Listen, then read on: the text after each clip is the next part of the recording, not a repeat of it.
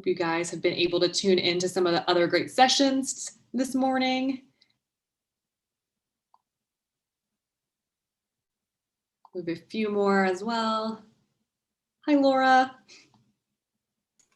Hi, how are you? Good, how are you? Love when I see someone I know. Hello, how you doing? Hi, everyone. Okay, I'm just letting in a few more folks.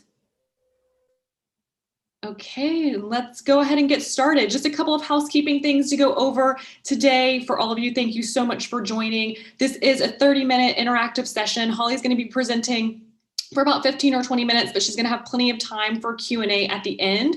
So please make sure to have your questions ready. You can ask Holly a few questions throughout via the chat at the bottom of your screen, or you can also jump in when she opens it up for questions just by unmuting yourself or using the raise hand function. So feel free to utilize any of those ways to join the conversation, and also feel free to leave your cameras on if you'd like to. Holly would love to see you when we get time for questions. All these sessions are being recorded and they will all be shared afterward on this SaaStr YouTube page.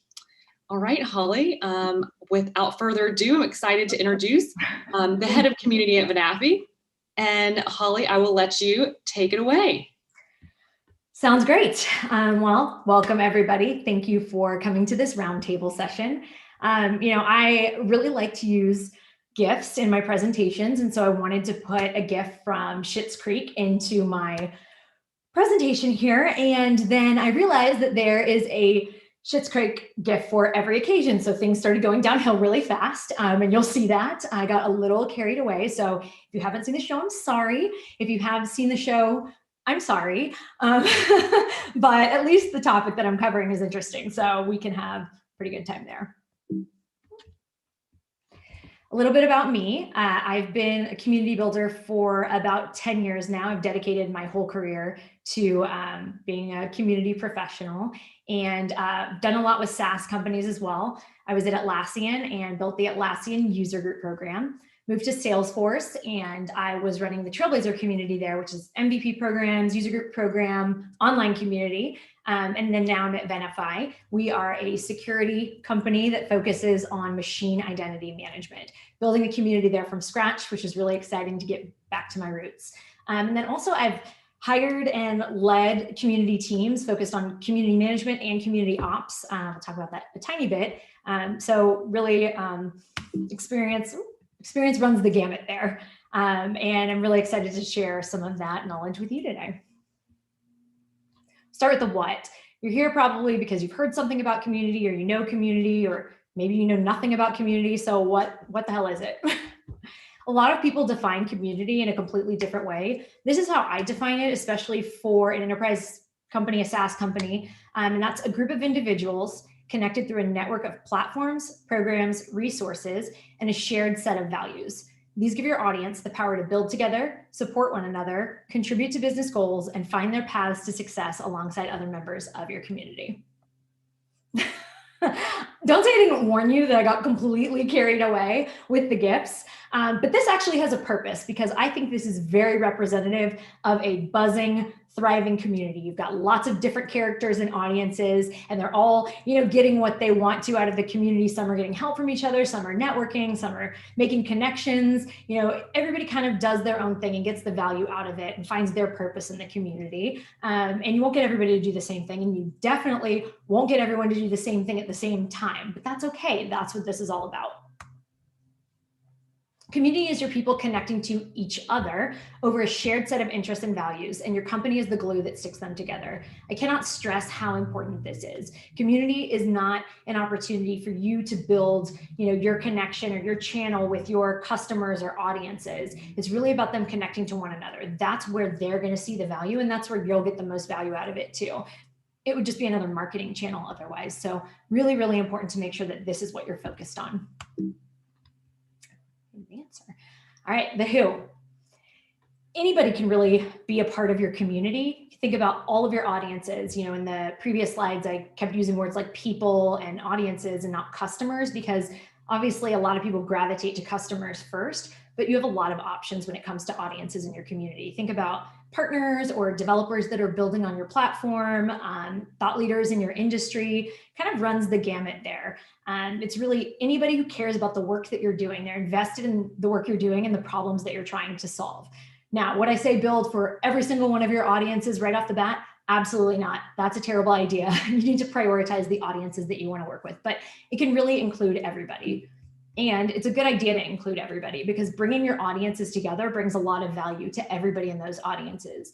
You can definitely create different experiences, very specific experiences for those different audiences, but it's really great to also have a space where everybody can connect. Partners or talking to customers or talking to developers because they're all connected around your business.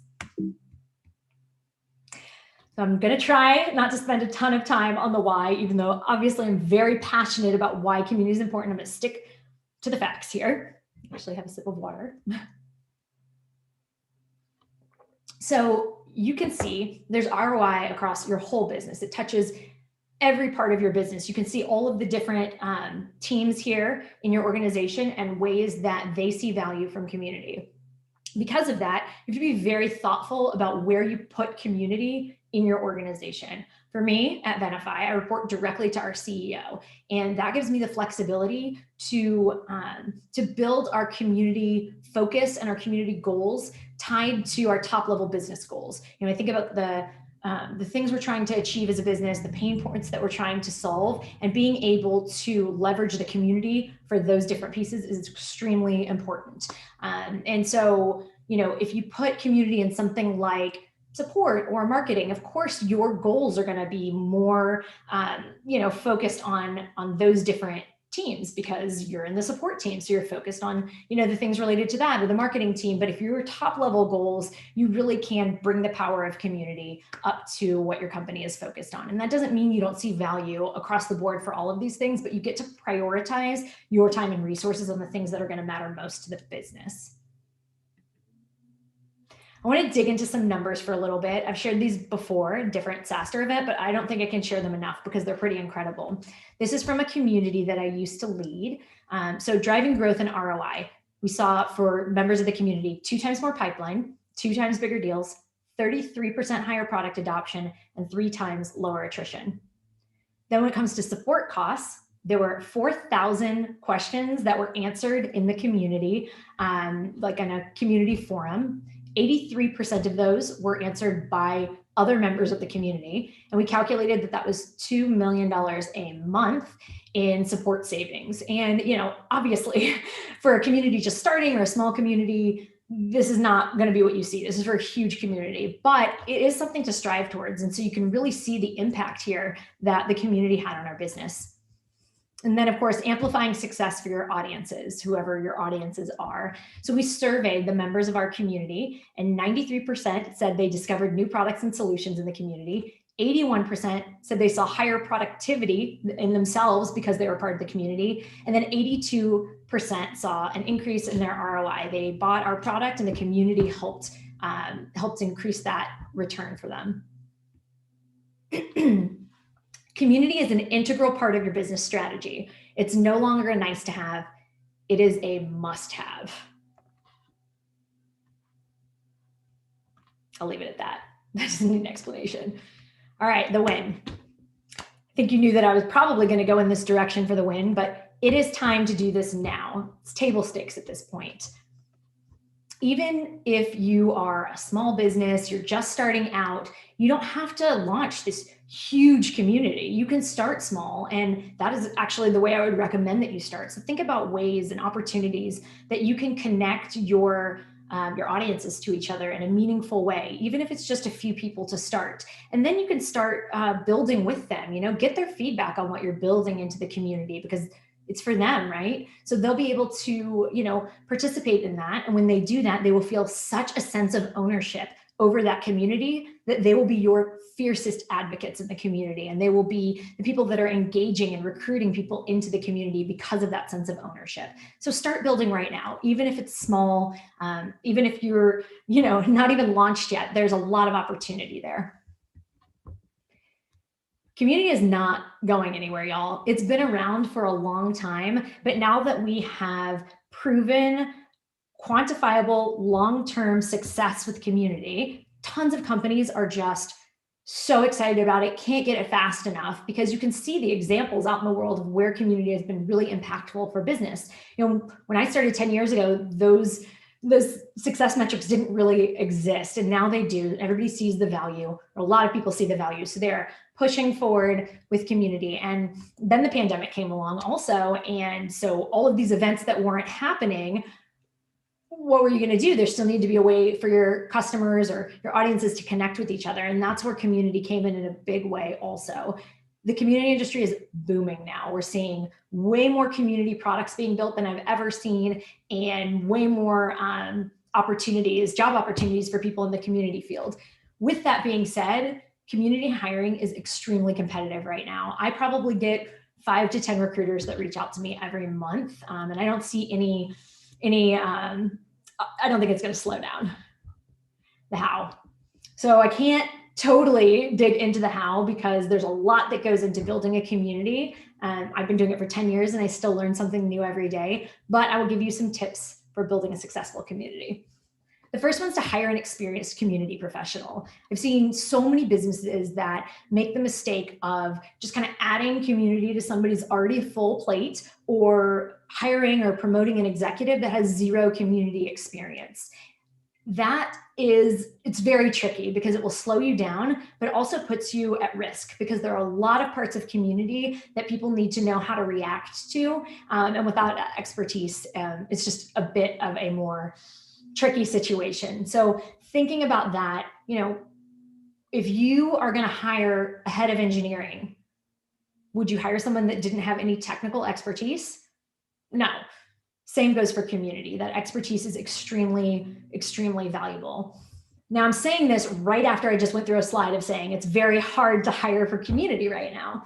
One of the things that makes it very hard to hire for community is that a lot of recruiters and hiring managers don't really know how to form the roles or write the job descriptions. And so it's become, a little bit tricky. I always see some really interesting job descriptions for community roles. And because I'm me, I always write back to the recruiter and I'm like, this is wrong. So anyway, they love me, I'm sure. But, there's some options there. One thing that I would recommend doing is bringing in a community consultant. There are some amazing community strategists that have their own consultancies now, because the business is booming. So bringing in someone like that and with that expertise can help you better mold what the role is going to look like, craft the job description, brief your recruiters, or you can even have them sit in on your interview panel. I actually did that. I volunteered for Pledge 1% Foundation when they were building out their community and hiring someone to lead it.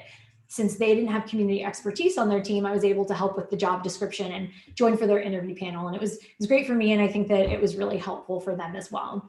The other piece of this is that it's very hard to hire for senior community managers. There aren't senior community professionals. There aren't a ton of people that have been doing this a really long time. So what I would recommend, if you can't find someone super senior, look for someone that has, 4 or 5 years of experience, bring in a community consultant, and the community consultant can really build and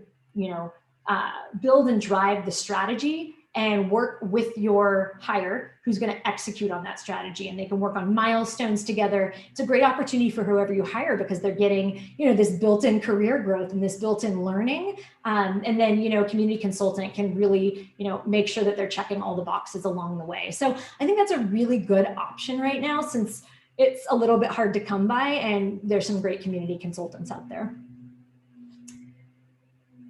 Community is an investment. And I know, if you are leading a team or leading a business, everybody is always asking for headcount and money, but here I am saying you need headcount and money for a successful community.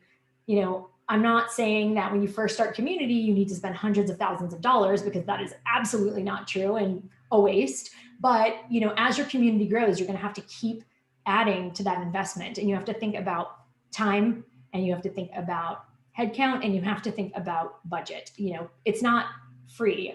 It certainly seems like it may be expensive, but once you start seeing the success metrics come back from the community, you'll realize that it's actually very inexpensive for what you're getting in return. So a great example is like the $2 million in support tickets.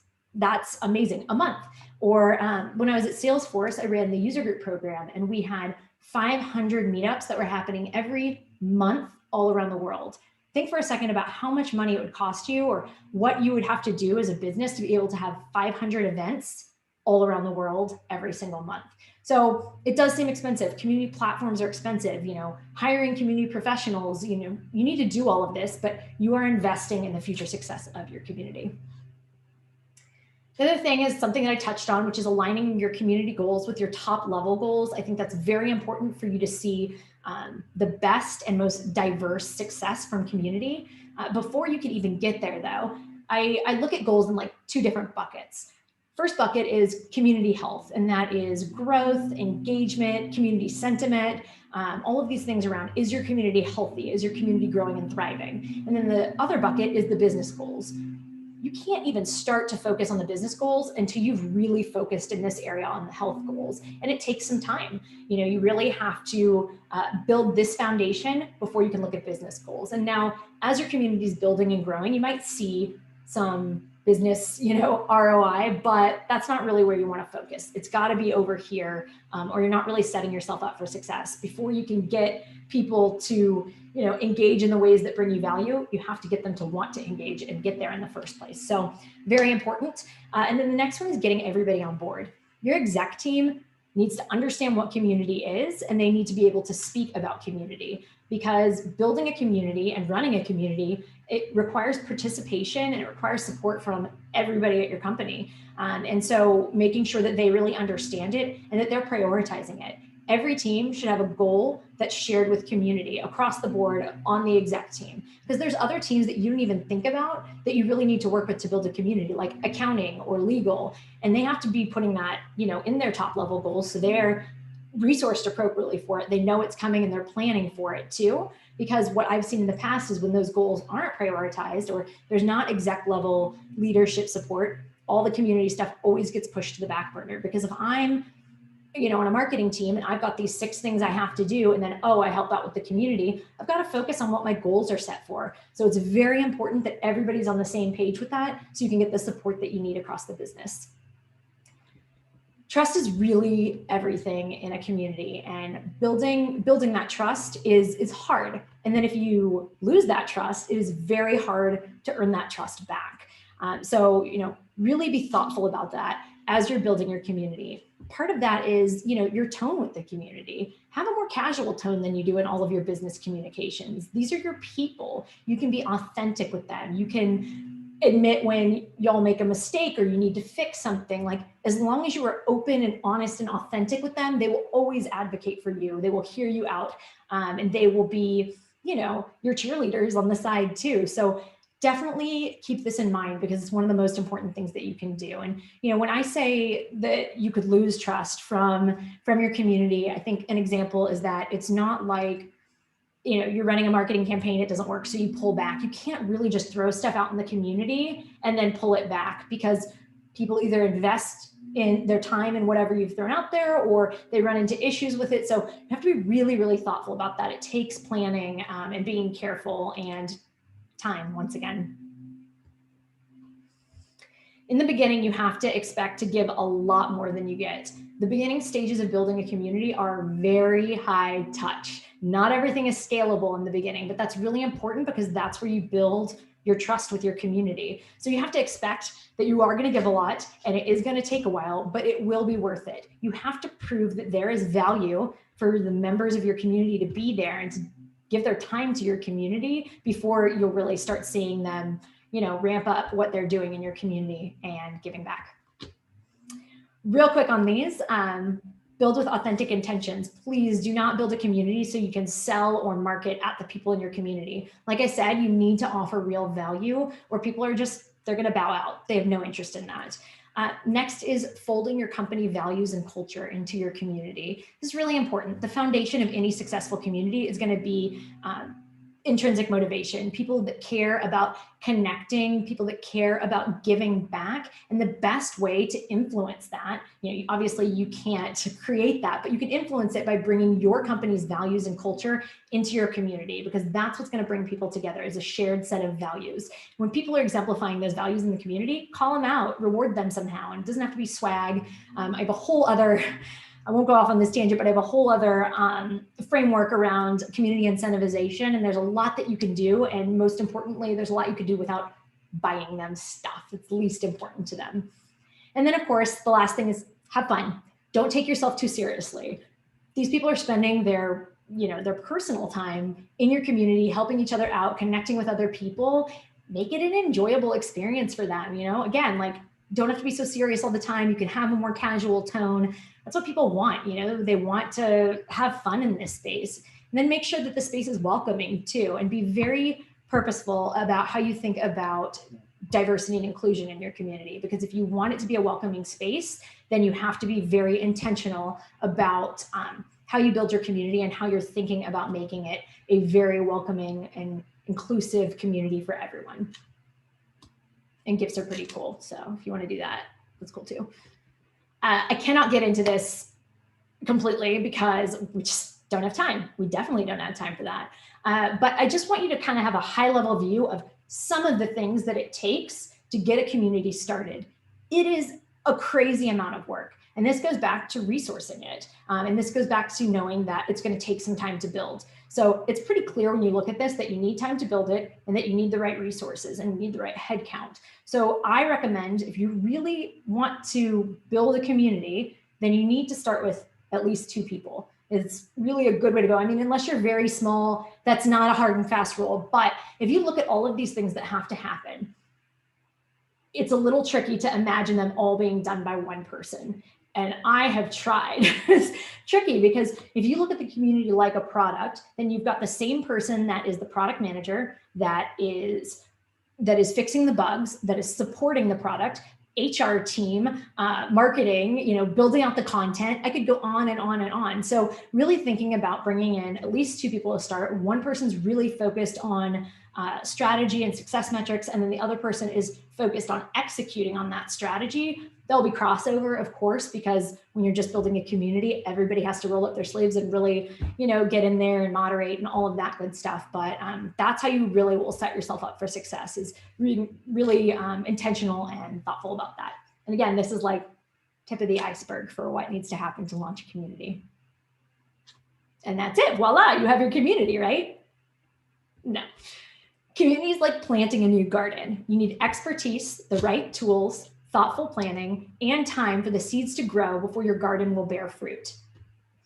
I'd like to say this is pretty self-explanatory, but what I've heard as feedback often is that execs will say, well, if we could just, can we pay more to get it out faster? What can we do?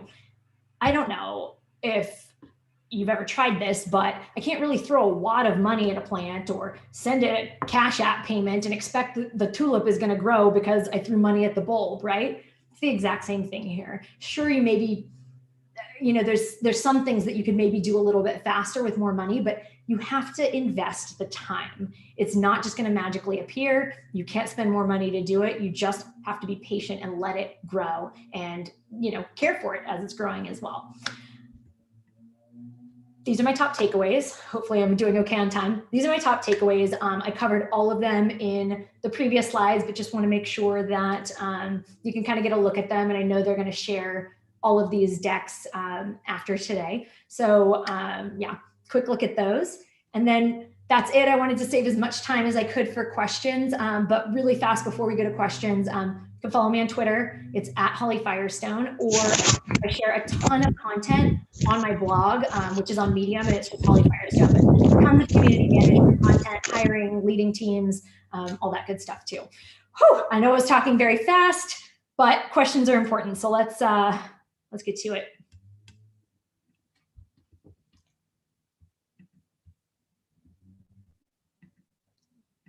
I don't know. Am I frozen? Everybody's very quiet.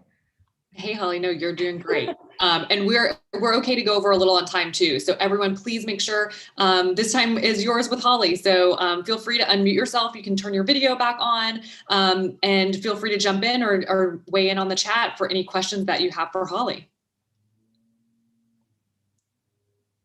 And if I don't get any questions, we're just gonna have to do a sing along, and you don't want that. So.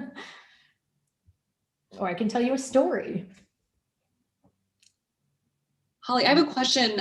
When you're talking about hiring for a head of community, I know all the challenges that you just mentioned. Like, so what are some of your tips to overcome those challenges? Well, I shared